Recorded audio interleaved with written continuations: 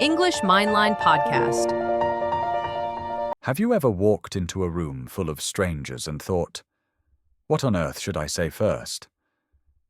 I've been there, standing awkwardly, coffee in hand, pretending to check my phone just to avoid the silence.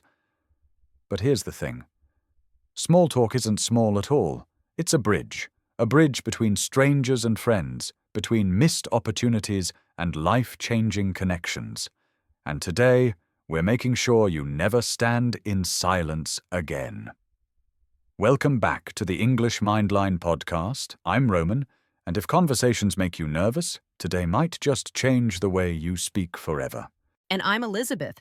Roman, I love what you just said. Small talk really is a bridge, but here's the good news. You don't need to be a people person to master it. You just need a few safe, flexible openers that work in almost any situation, whether you're at a coffee shop, a networking event, or standing in line at the grocery store. By the end of this episode, you'll have 5 powerful small talk starters, and you'll know exactly how to respond naturally when someone uses them on you. And yes, we're going to practice together, so if you're listening, be ready to speak out loud with us. Step 1. The environment opener. The easiest way to start small talk is to talk about something you both can see, hear, or experience in the moment.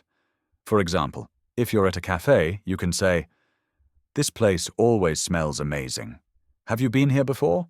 The key is to invite the other person into the conversation, not just make a statement. And if they say yes or no, follow up. What do you usually order here? Practice. All right, your turn. Look around your room right now. Pick one thing you can comment on.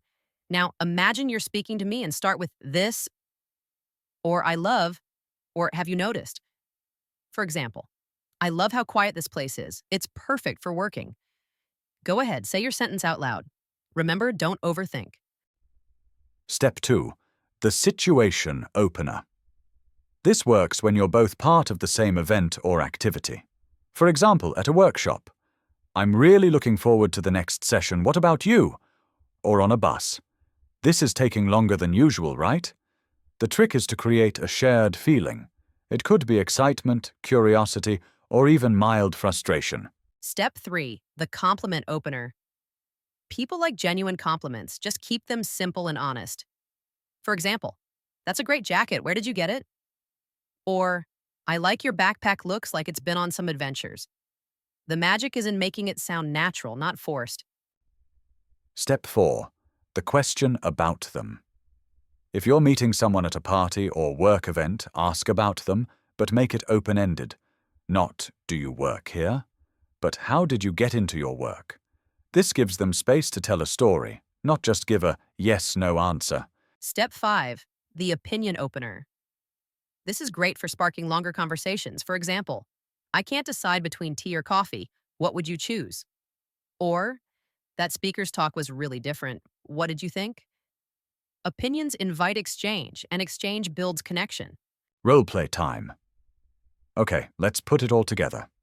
I'll be the stranger, and you'll be, well, you. Ready? You're standing next to me at a bus stop. I say, "This bus is really late today, isn't it?" How do you answer? Try responding with something that keeps the conversation going. Role play part 2. Now I'm the stranger.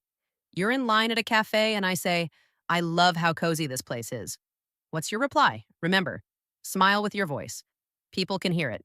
Final thoughts. Small talk isn't about saying something perfect. It's about opening the door. Once the door is open, you can walk through and talk about anything: travel, hobbies, work, dreams. And the more you practice, the easier it gets. Challenge for you. Here's your challenge today. Start one small talk conversation with someone you don't know well. Use one of these 5 starters: environment, situation, compliment, about them question, or opinion. And if you feel nervous, remember you're not bothering them. You're inviting them to connect. And if you want more episodes like this, make sure to subscribe to the English Mindline podcast, where your English becomes easier, faster, and more natural.